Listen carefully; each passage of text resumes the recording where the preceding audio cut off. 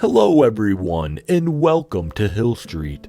Today's story is Kangaroo, I Don't Know by DoMud1461. If you end up enjoying this story, please leave a like. And if you enjoy hearing stories from me, please subscribe and become a resident of Hill Street and let me know how I'm doing in the comments. Now, let's get to this nightmare. I heard my husband pull in around 5 p.m., but it wasn't for another 10 minutes that I knew something was off. He had been sitting in his car that entire time without moving. We don't have the space for 2 cars in our driveway, so whoever gets home last has to park out on the street. Usually he walks in immediately with some hot and exciting piece of gossip from the office. Today was not that day. As I walked out, I noticed the windshield was badly cracked. The visibility through the glass was so awful, I don't even know how he managed to drive home. It was quite an annoying sight, given we'd just paid a fortune on the last service. He didn't even acknowledge me as I approached the car. His eyes were laser focused on the rear vision mirror. I tried to gauge what he was looking at and glanced up at our neighborhood. There was nothing out of the ordinary. It was a quiet one-way street, cute weatherboard houses, freshly cut lawns, and a couple of shady gum trees that loomed over the neighborhood's cars. Exactly what we wanted. It seemed everyone else was inside, in a bid to get out of the relentless heat wave. I opened the passenger door and sat beside him. What happened to the windshield? He sat in silence, gaze locked onto the mirror. His mouth barely moved. Kangaroo. My stomach lurched. Hitting a kangaroo can be a death sentence for a driver. It wasn't uncommon to see them in our suburb, as it fringes the rural bushland. But getting one on the road is still scary. I could make out the bloody point of impact in the glass. He was lucky to be unharmed. Holy crap, are you all right? I don't know. It was sweltering, and he didn't have the air conditioner on. He leant over and shut my door. His eyes remained fixed on the mirror. I wanted to ask what was going on, but then I caught a glimpse. In the rear vision mirror, an obscured person stood at the top of the street. I couldn't make out their silhouette due to the shade from the gum trees, but it definitely looked human. It stood completely still. Its presence filled my body with unbridled dread. I turned my head to get a better view through the rear window. The figure vanished. It had gone in less than a second. I wish that was the last time I ever saw it, but as I glanced back into the mirror, the figure returned. I snapped my head back to the window. It disappeared. It seemed this mysterious person was only visible through the mirror's reflection. I'd never seen anything like this and thought the heat was making me hallucinate.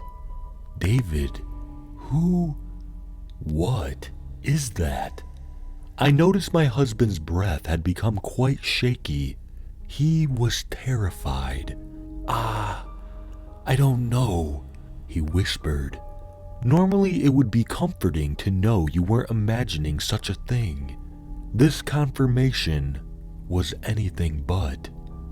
The figure began to step forward. Its movements were staggered as it dragged itself to the nearest car. It slowly reached out an arm and swung open the door. It seemed to be looking for something. Unsatisfied with its results, it slammed the door and hurried to the next car in line.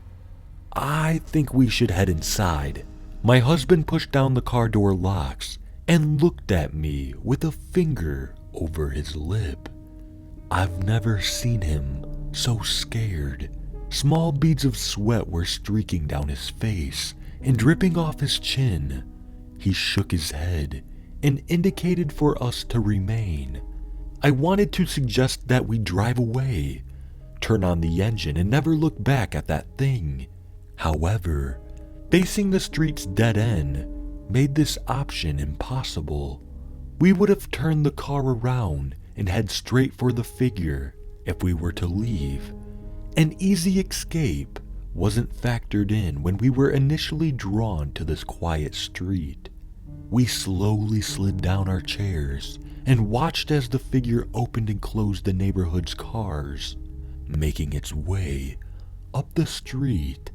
It would appear to anyone watching without a mirror that the doors were moving on their own volition. Their metallic clunking rang out in disjointed rhythm. My husband was really struggling.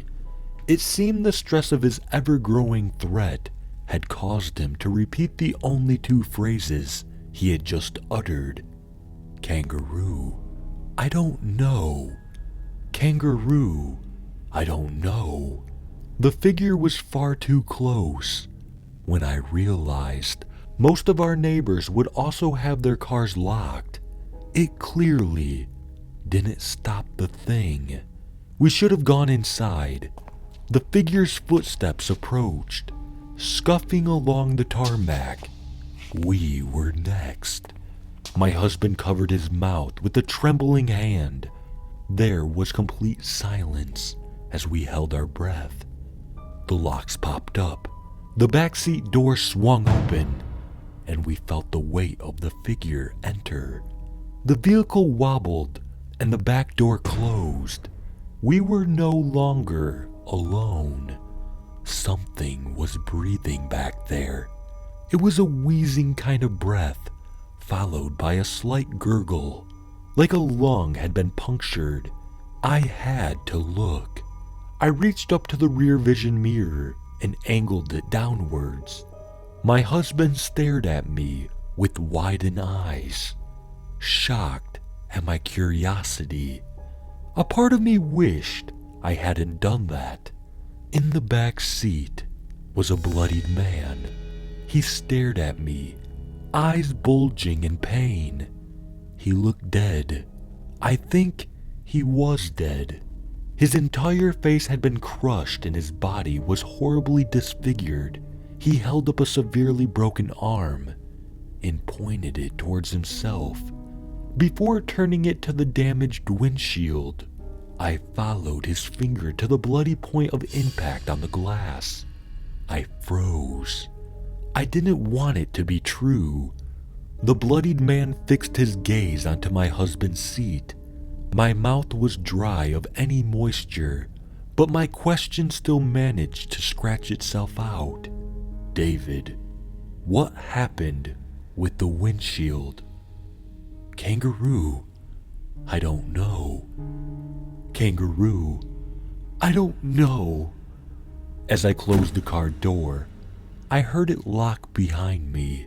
Both my husband and the man were still inside. I don't know which one had put the locks back down, but I have decided it wasn't my fate to find out. I went back to the house and removed every single mirror we owned. I never saw either of them again.